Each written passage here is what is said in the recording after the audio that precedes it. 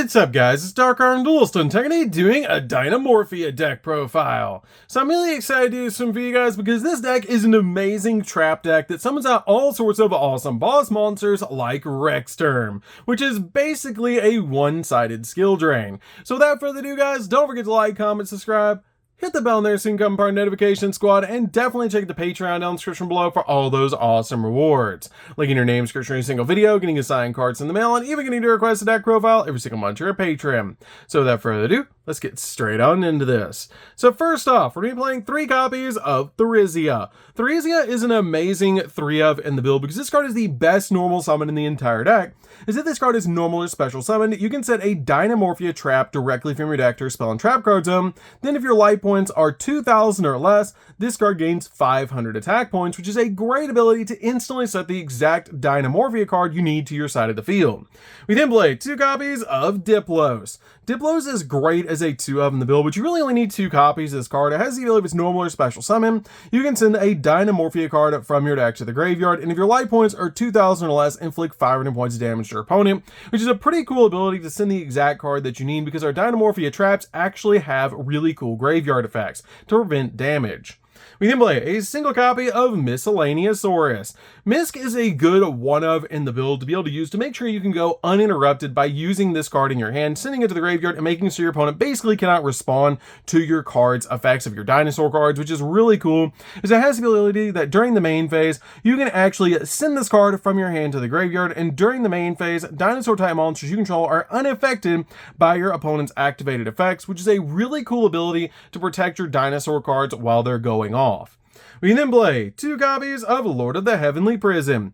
Lord of the Heavenly Prison is definitely a 2-of in the build. I really like this card because it's huge, it can special summon itself to your side of the field, it protects your back row, and it can also set spells and traps to your side of the field, which is really nice to make sure you can get to the exact card that you need. But this card is just a really good 2-of in the deck. We then play 3 copies of Ash Blossom. Ash Blossom is definitely a 3-of in the build because this card has an awesome ability to stop your opponent from touching the deck, making this card a definite 3-of in the build. It's probably one of the most powerful hand traps ever created. We then play 2 copies of Wannabe. I really like this card as a 2-of in the deck because it works really well with all the trap cards we have. Is during the end phase, you can actually send this card from your hand or field to grave to excavate cards from the top of your deck equal to the number of your opponent's unused spell and trap card zones, and then you can set an excavated trap to your side of the field, but send it to the graveyard during the next end phase. Also, place the rest of the cards on the bottom of the deck in any order, which is a really cool ability to use this card, and it's just a really awesome 2-of in the deck. So, that's it for the monsters, guys. Let's get into the spells.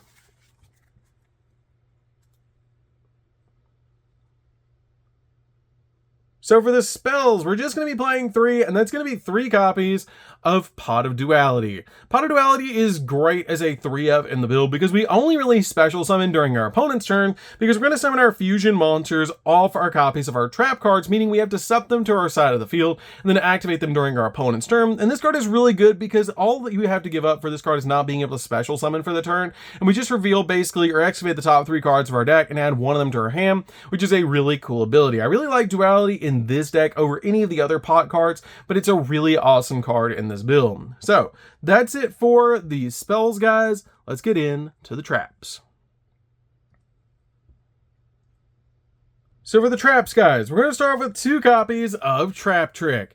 Trap Trick is really good in the deck because it helps us get to the exact trap card we need. I really like this card as a 2-of because we have a lot of options to be able to use with this card in this deck to make sure that we're going to get the exact trap card we need on our side of the field. We then play 2 copies of Ferret Flames. Ferret Flames is an awesome tech card in this build because this card has the ability that if the combined attack of all face-up monsters that your opponent controls is higher than your life points, you make your opponent shuffle monsters they control into the deck, their choice, so that the combined attack of the remaining monsters that they control becomes less than or equal to your life points, which is great because we usually play at about 50 life points, 100 to 50 life points in this deck at all times, meaning this card can be a board wipe, which is absolutely crazy.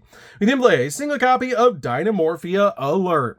Dinomorphia Alert is really cool as a 1-of in the deck because this card lets you pay half your life points to special summon up to 2 Dinomorphia monsters from your graveyard whose total level equal 8 or less. yes, but you cannot declare an attack with them this turn, which is a really cool ability to be able to use this card, because it just helps us basically use this card almost like a Monster Reborn.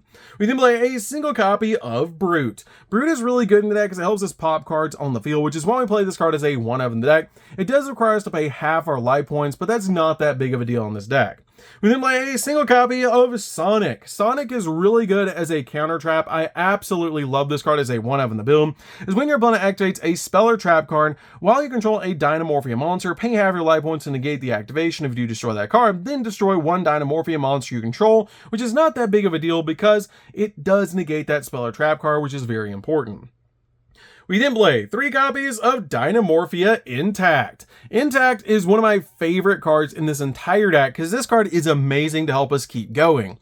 As when a monster effect is activated while you control a Dinomorphia card, pay half your life points, negate the activation, and if you do, destroy that monster. Also, whenever you take battle damage this turn, the battle damage taken becomes half your life points at that time, meaning if we actually get attacked and our life points are at 50, we only take 25 damage regardless of the amount of attack points the monster has, meaning we cannot be OTK'd after we resolve this, which is amazing. We then play 3 copies of Domain. Domain is a fusion trap, which is super cool about this card because it has the ability to, during the main phase, pay half your life points to fusion summon a Dinomorphia fusion monster from your X deck using monsters from your hand, deck, or field as material, which is a really cool effect to help us summon out cards like Kentragina. We then play 3 copies of Frenzy. Frenzy is the most powerful card in the entire deck and a card you want to get to as quickly as possible because this card helps us summon out our copy of Rexturm. It has the ability during your opponent's main phase, pay half your life points to fusion summon one Dinomorphia monster from your X deck using only one monster from your deck and one monster from your extra deck as fusion material, being one of the most powerful trap cards in the entire deck because it helps us summon out our copy of Rexturm by just flipping this card over, which is so cool. I absolutely love this card, and it's so important to be able to get to this card as quickly as possible so we can summon out our copy of Rexturm. We then play 3 copies of Soul of the Supreme King. Soul of the Supreme King is an extremely powerful card because this card actually lets us summon out Zark, which is super cool that we can summon out a 4,000 attack point boss monster to our side of the field. You pay half your life points to special summon out a copy of Supreme King Zark from your extract, ignoring its summoning conditions, but its effects are negated, and it's returned back to the extract during the end phase of the next turn. And when your opponent activates a spell card or effect, you can banish this card from your graveyard and 1 copy of Zark from face up from your monster zone to special summon up to 1 each of a Pendulum Dragon, an XZ Dragon, a Synchro Dragon, and a Fusion Dragon monster from your hand deck, extract, or graveyard, which we're usually just summoning out the copy of the Synchro Dragon, but this card is an amazing card to get us a 4,000 attack point Zark on our side of the field. We then play 2 copies of Solemn Strike. This card just says no, which is why we play this card as a 2-of in the build. It's really good because when a monster would be special summoned or a monster effect is activated, you pay 1,500, negate the summon or activation if you do destroy that card.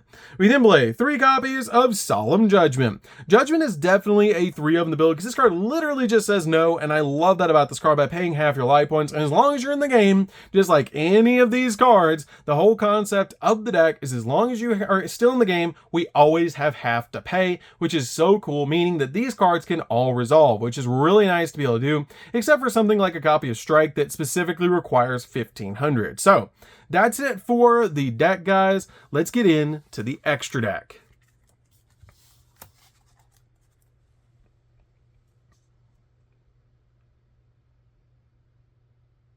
So for the extra deck, guys, we're going to start off with Rexturm. Rexturm is our main boss monster we're trying to summon out as quickly as possible because this card is absolutely crazy. It has the ability that your opponent cannot activate the effects of monsters that they control that have attack greater than or equal to your life points, which is crazy powerful because this card is just insane, especially since we pay half for so many different card effects to be able to use in this deck, meaning this card is pretty much a skill drain, which is so cool. It also has the ability that quick effect, you can pay half your life points and the attack of all monsters that your opponent currently controls become equal to your life points currently until the end of the turn.